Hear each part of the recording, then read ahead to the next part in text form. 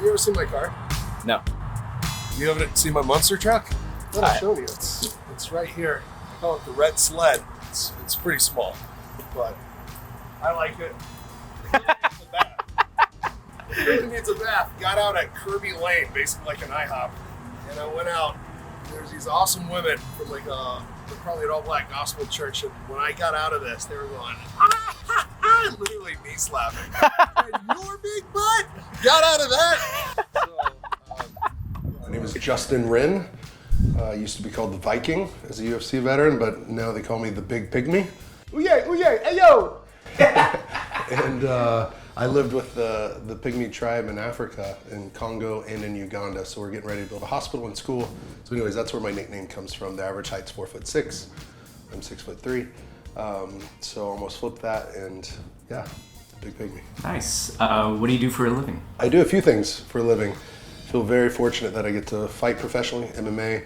I started a nonprofit. We do community development in Africa. Really, we just fight for people. It's called Fight for the Forgotten. I'm the founder. What are you planning to do with your hair today? So, I have donated my hair 12 inches and 10 inches, but this is my third cut I've gotten in 10 years. I'm gonna cut the side because in training and fighting now, my hair's like breaking from the ponytail on the bottom, and it's not staying back like I like it. You know, I came to Beardbrand really just because I got on Google and I looked at the reviews, and it seemed like the best place in Austin. Bob was my first barber in Austin. Hadn't seen anyone else. The vibe here is really awesome. And then seeing Beardbrand, the reputation, the YouTube, I mean, y'all take it real serious. Yeah. Oh yeah. Sweet. So. Anytime, yesterday I was in training and I had a guy named Nicholas Muragali on my back, 5-time world champion in the gi. And these guys I'm tucking my chin, and they're trying to dig in. So this is part of your defense. Well, in boxing it is, because then they don't really know where to hit. That's not my chin at all. God, you're giving away all your secrets right now. I don't know if you knew this, but we have a lot of followers. So they're gonna send this link out, and if you plan on getting any street fights, grow a gnarly beard. They don't know where to do. That is world-class advice. So, you've been sitting in my chair for beard trims for a minute now. Over a year. And holy shit, just like it flies by, whether you like, just like, whether you're having fun or not, man. So this is a lot higher than I've ever seen it. Yeah. This is a lot bigger than I've ever seen. And this is probably the most wild and gnarly you've come in with. We'll talk about that, but I'm excited about the other stuff. So you're in training right now. You're about to really get into the mix. You said that this length is really bugging you underneath. Yeah. So. Yeah, it's not staying up in a ponytail, and then I think it'd be even easier to braid for fight time. Yeah. So I think I've seen some guys that are a couple of my friends. My friend Jonah has a real cool undercut. His goes up pretty high. I don't know if I want to start high because we can always go higher, I guess. Exactly, yeah. So I guess maybe half an inch or an inch, and see how that works all the way down. So what we're talking about is a low undercut. Yeah. You see a lot of guys with, you saw a lot of guys back in the day when they were doing the top knots and kind of undercuts that were a lot higher. But this is more practical. It's for like the utility aspect of it. So you're right. We can start pretty low. I think I'm gonna just aim for just the tippy top of your ear here.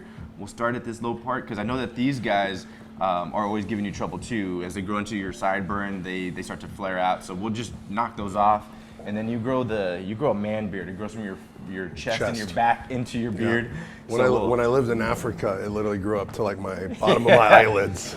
Really trouble, like having Yeah. like really trouble. It was a year of no cutting, and it a got lot down of to trouble like here. hitting you at that point. My future wife would appreciate it. Should I take my shirt off? You can just shave my back. I've seen videos. We could do that. So one of the things that I try to do when it comes to guys with backs, necklines like this, I try to like reverse fade it out. I don't like to put in a hard line because you take off your shirt, it's real obvious, or your starts to grow out, and I'm at the HEB and I see how like just a solid line across. I'm like, they did you wrong. Well, I've got a good future wife. I can go take my shirt off. She'll trim it for me. But I'm like a polar bear, a vanilla gorilla, an albino rhino. Albino rhino, whatever you want to say. Hey, so you've already mentioned future wife. That's Yeah. That's the first time you referred to her like that. Yeah. What's up with that? So I need to ask her oldest daughter, but we just got back from Hawaii, and the beard was getting really gnarly, but it actually was kind of like sunblock up here. I didn't have to, it was just like raccoon eyes on the forehead. It actually acts as Yeah. a shade, yeah, for real. But I had a real special moment with her youngest daughter, Gigi, who loves the Hunger Games. She broke her ankle and she read all the books and had a surgery, so she watched all the movies like multiple times. I'm really curious as to where the story is going Yeah. when it comes to Hunger Games and then like, relationships. Oh yeah, Hunger Games relationships. Yeah, we ended up going surfing at this guy's school named Jamie O'Brien, who's like a badass surfer. And so me and Sydney, the oldest daughter, went there, but Amy and Gigi got taken to Turtle Bay, and they went paddleboarding with sea turtles. That's awesome. And then they told them that, oh, hey, by the way, did you know this is where Hunger Games was filmed? And so she got all excited. The next day, she didn't get any pictures there, though. She didn't take her phone with her because she was going to be paddleboarding. Yeah. So the next day, our last day, I decided we went snorkeling, and then I took her out to Turtle Bay again, into this little bay with the sea turtles. We took pictures, and then on the way back, we had met some of my friends, and they asked, so when are y'all getting married, Amy and you? And the daughters could kind of hear, and so I haven't really, Amy's parents have passed. Yeah. So I don't have her father or her mother to ask kind of for their blessing. So the friends encouraged me to do that with Gigi after the special day, just me and her. Oh, that's rad, man. So you pulled the trigger, eh? Pulled the trigger. That's The fucking awesome, man. sun was setting, last day in Hawaii, and it's going over the mountains and the ocean. And so I just told her that I love her mom, I love them, and I'd like to ask her to marry me soon. And Gigi told me, well, she's happy with you, and so you have my blessing. And so it was really cool. sweet. That's It was a really sweet. memorable. That's a Yeah. core memory kind of Yeah. situation there, man. I was like, well, my mom's happiest when she's with you. So I was like, oh, that's so great. And I can see that, I man. wanna- You guys always look like you're having a great time. we do. We That's do. fucking awesome, man. I told Gigi that, and I got to tell Sydney soon. I was like, but that means I'm coming into the family, and I know you have your dad, so Yeah. I don't expect to be that, but I just want to be a good male role model. For a sure. Good, That's just a important. good dude in your life, a good man That's in your life. fucking rad, man. Just be good to you. So This is the first time I'm touching it. So I'm just knocking out the tips, making sure it's nice and even. Really not. if you need to put any shape in it, go ahead. Yeah, I kind of saw the natural point to it. So I'm just gonna blend that in real quick just to make sure it's all nice and healthy. I always do a hard towel dry to my hair, so that's probably knotted. Oh, and I don't comb my hair, just so you know. Yeah. You probably can tell that. Wouldn't surprise me at all. The ladies always ask me, before I got with Amy, all I would do was soap in my hair. That was my shampoo. I would just put soap in it. Was that something that you were just you learned as a young man coming up, or did somebody give you that terrible advice, or? Did you say terrible advice? Unless it was our soap, Yeah, I that's true. recommend against it. Yeah. Well, I've used the soap y'all have, the Old Money. Yeah. That's my favorite. Actually, if you give it a whiff or a sniff, you don't need to do that. But I got the Old Money in there now, the shampoo and totally. the beard Yeah. Yes. and the beard softener Indeed. too. Nice. Yeah. No, you can tell that as much abuse as you give your hair with it tied up and Yeah. grown ass men, just trying to choke you, it's holding up pretty well, man. So yeah, these little trims just off the end really just help maintain the integrity of the hair, because if you start running into a lot of dead ends, split ends, they will run up the shaft of the hair and just make more frizziness, make more breakage, and yeah, we don't want that. We want to Yeah. maintain your beautiful locks. So Let me ask you this, because I don't know how different men and women's hair are, but I always have women say, how do you get it that long? I keep going to my hairstylist and they say, I've got to cut it to grow it. And I'm like, I've only cut it twice, and that's why it's so long. And I've cut 10 inches off, 12 inches off, and they're like, what? I keep going and it keeps getting shorter. And I'm like, maybe they're cutting too much off. I don't know. I honestly think that there might be a little bit to do with like hormones and things of that nature. Maybe because you're doing less, a lot of people will overwork their hair. Yeah. Don't put any heat in it. Exactly. Yeah. So hair this long, it's old hair. It's been exposed to the elements. Like I said, some of the things that you're adding to your mix is the fact that you have it up in a bun. It's always wrapped up. You're getting into these skirmishes with grown-ass men who are trying to kill you, and so it's getting damaged all the time. And I just don't think that women have. That's only a couple of things, but women are blow drying their hair. They're processing it. They're ironing it. They're curling it, and that damage exposed to it that long is what just breaks it and makes them have to cut off so much. So they're always playing catch up. Yep. I am watching the new Viking Valhalla, so if you need to go a little higher, go ahead.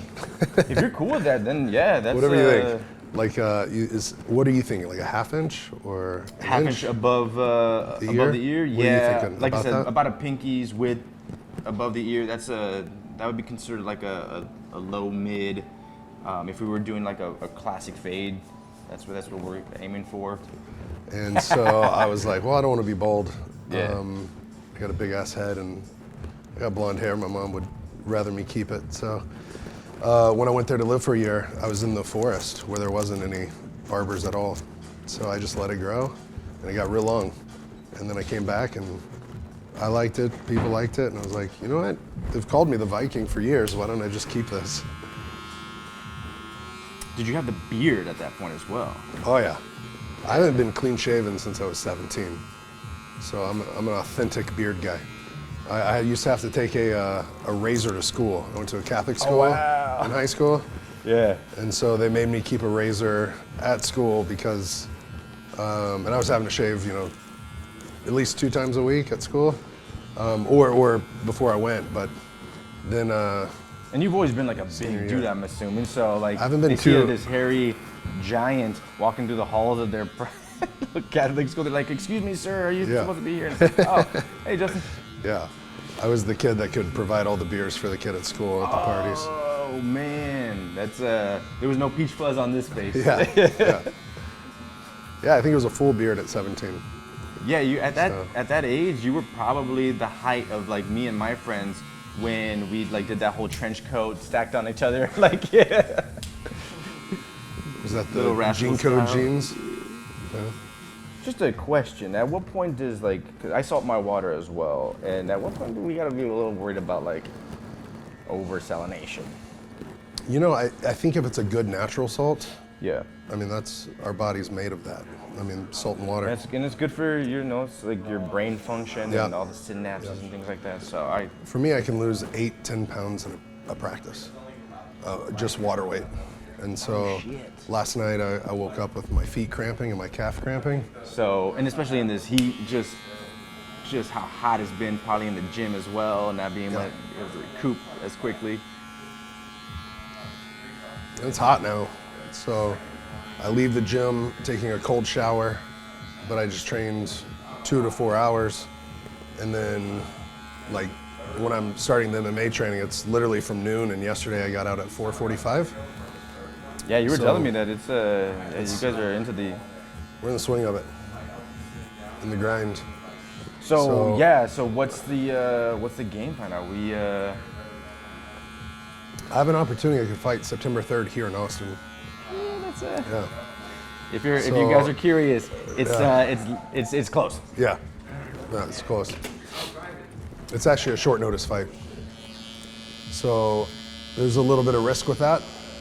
It's a regional show. The pay's low, but it would show both UFC and Bellator that, hey, I'm back. And I've had a shoulder surgery, 2 times at treatment. I'm sure people are wondering if some of the promoters and matchmakers, they're hearing from training partners like, I'm back. But to be able to show them just one. You've been rolling around with Gordon Ryan and some of these big boys. It's no joke. Yeah. If Gordon. you're wondering, cauliflower ears are tough to cut.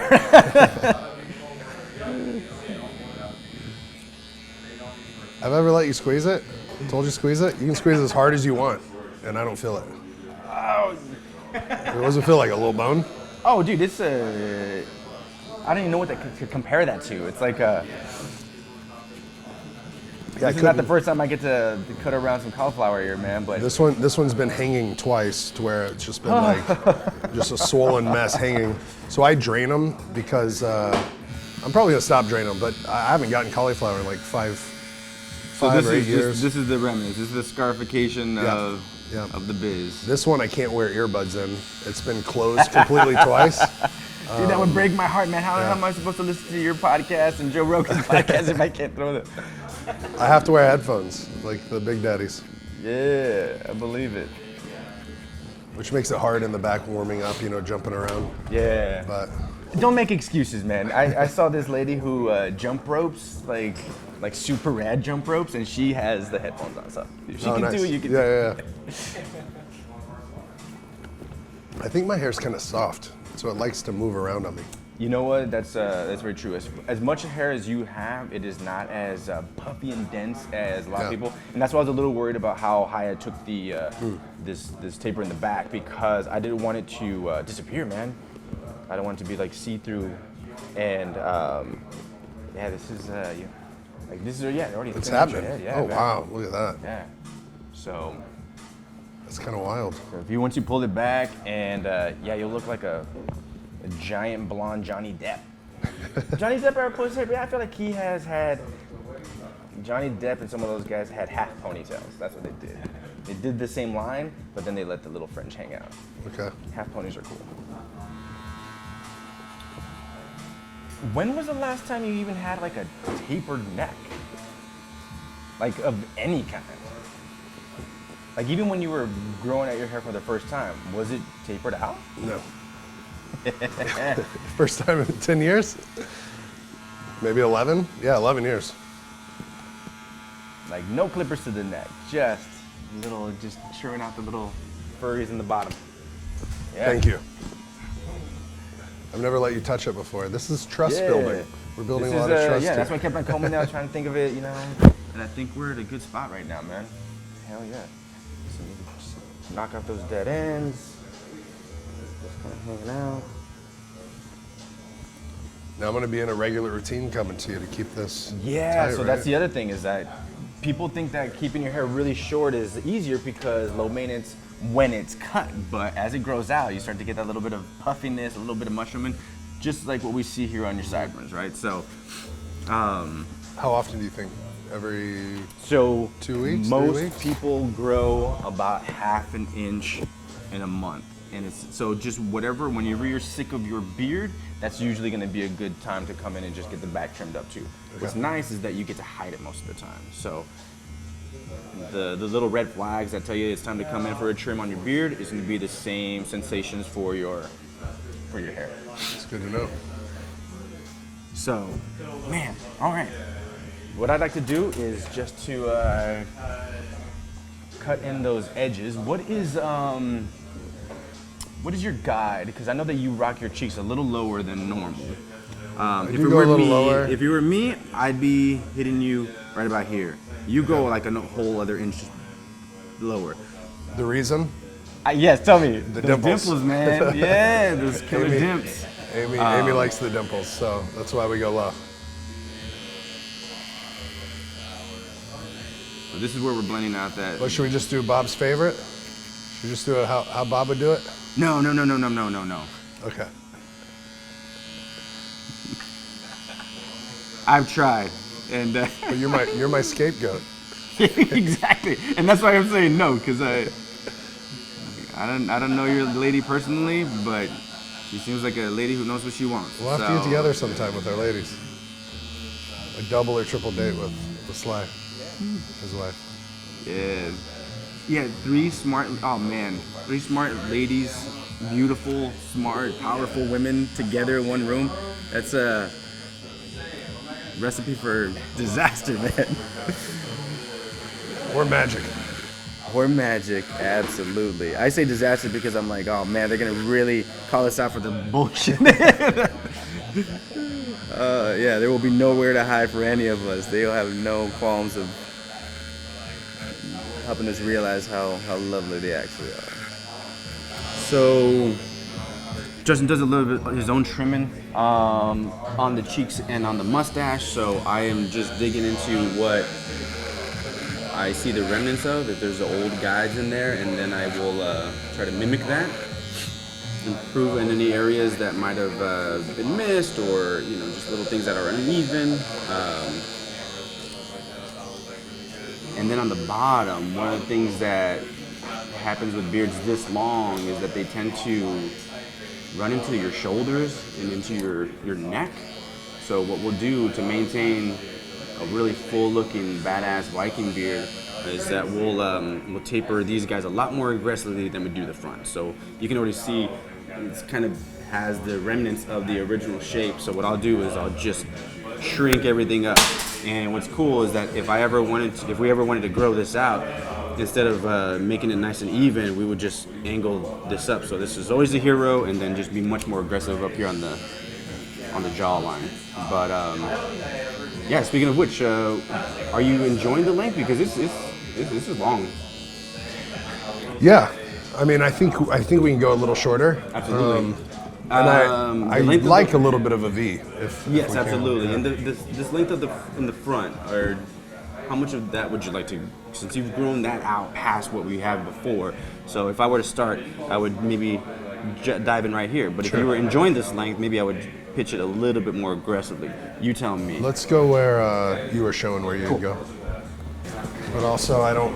If we can make it look good, I don't mind like even more of a drastic looking V. Heck yeah. We'd see an old Viking doing.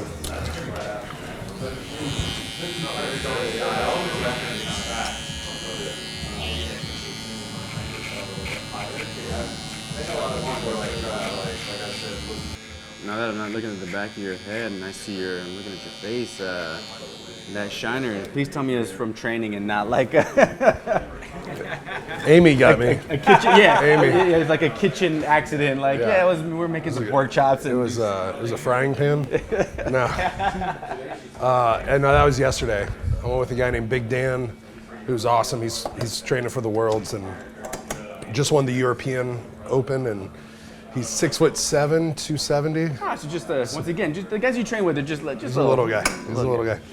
Anytime that somebody says Big Dan, it's either like they're calling like somebody like me Big Bob, hey Big Bad Bob, and it's like not that. But then it would have been way cooler if his name was Tiny Dan. Yeah. Well, there's little Fred in there now from Denmark. And he's 6'8", 280. So, yeah, Big Dan got me either with an elbow or a headbutt. I think he got me with both, but one actually. Isn't that funny? It's just like, it could have been any of those things. I got a toe to the eye. Just like, it's just a casualty of training.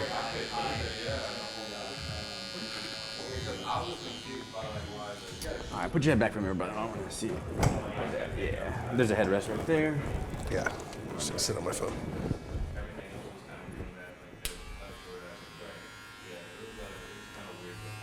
So, from my point of view, with a lighter beard like this up against a darker background, I can see where some of the density has fallen out, and that's what I'm going to aim for. It's like right about here, and that's... What's that mean? Just where it's at a point in your beard's growth, it starts to hit like this terminal spot where it starts to get a little thinner, and when you comb it out intentionally, you can see the beard starts to get a little transparent, and I want to cut into that section so it meets up with the actual spot that's not as transparent anymore, and that's just what I'm looking for.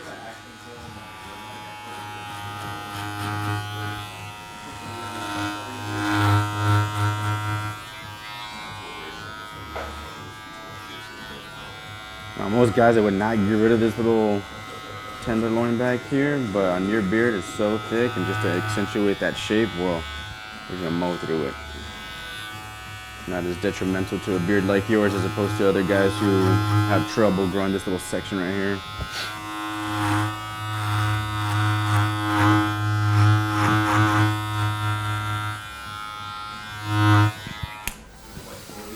Oh, this motherfucker looked like Thor. He looked like that sad depressed Thor when walking in. Now he's gonna look like. Wondered if I have it in my pocket. Oh, I don't, for some reason. Anyways, Amy made me a new keychain, and it's a Thor keychain. It's got at least the hammer.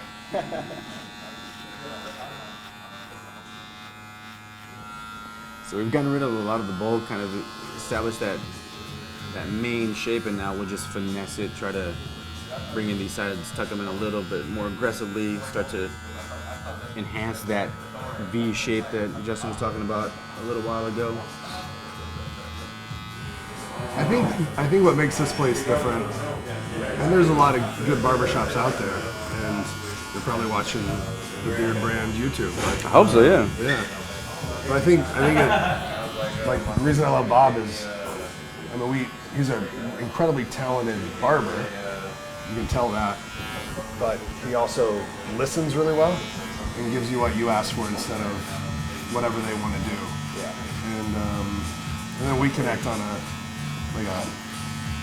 deeper level, like a heart-to-heart level. Yeah. And so we always have great conversations. Always feel extremely happy with what I get. And then I just like that he really takes time to listen. But also to listen, but I'll say, if you do that, then it might make it look this way or that way. So it gets me thinking also. Yeah. Like, are you sure that's what you want? Yeah. And that's what I try to tell a lot of my clients is that at the end of the day, this is your stuff. You look at yourself in the mirror every day. Don't be afraid to tell your barber, like, hey, like, I'm kind of thinking about this, and if we can meet in the middle ground, like, that's where it needs to be.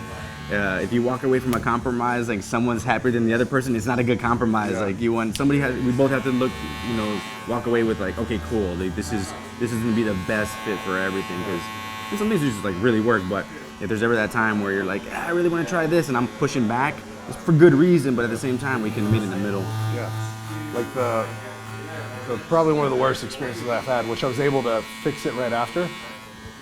Was I came back from Africa and my beard was literally down to here, almost my belly button. I believe it. And 2 or 3 days after I got back, I was speaking at a gala for a nonprofit that supported us.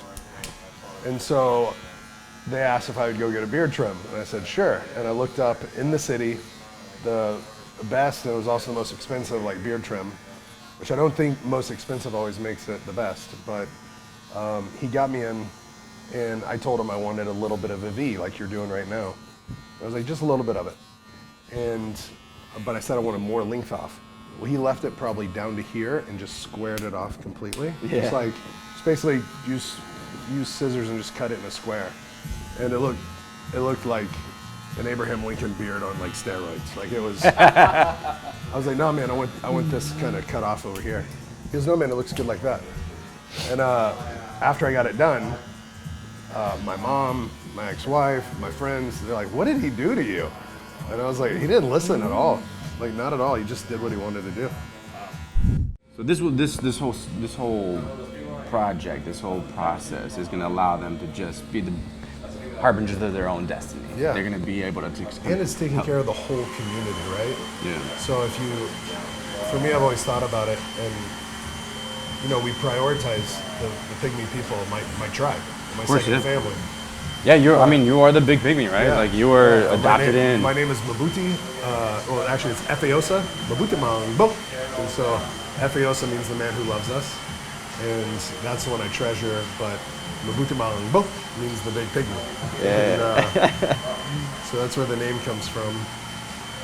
But I've learned that you can't love one side and hate the other, or help one side and neglect the other, because they're a community, and that'll cause a disruption in the community or resentment in the community. And it's so how do we help them come up together sustainably I think that's it's been one of the coolest things about listening to you talk about the progress of these projects is that it involves so many more facets than just like, hey, we just need money and we're gonna go do this one thing. But like you said, you're listening to the people and how they operate, their cultural norms, and then the fact that you're getting engineers and physicians and all these different facets to come together in order to make this work. It's quite the undertaking, man. And I don't think there's too many people out there with the gusto as you, man. Thanks, brother. So you use our products. What have you been using? Money. Old Money is out, man. I like Temple Smoke too. I don't even know Sly why got me I on asked. that. So I got some Old Money right here. So we just touched his beard. My favorite. Yeah, we're just gonna get a nice heaping of some Old Money. He's got quite a bit of it, so I'm not gonna be shy. I usually tell guys to maybe use like the back of their thumb as a good measurement, but once again, with your amount of beard, how thick it is, how much what's the word? Body. Heavyweight. Yeah, it's a heavyweight beard. So yeah, we don't have to be too shy about applying this stuff. It's gonna get used up. It's going to get soaked up, and then you put it in quite the paces, blocking punches and rear naked chokes. Yeah, yesterday I got off the mats. It was just going like up. Yeah. Not a good look. All right, what did you think? Wow, Bob's the man. Yeah. Beardbrand. I really appreciate this place. My whole head feels lighter. My neck has a breeze on it. Haven't had that in over a decade. Do you think more people should come to the Beardbrand Barbershop? Absolutely. People should definitely come to Beardbrand because this is the best barbershop I've ever been to. I've been to a lot. Nice.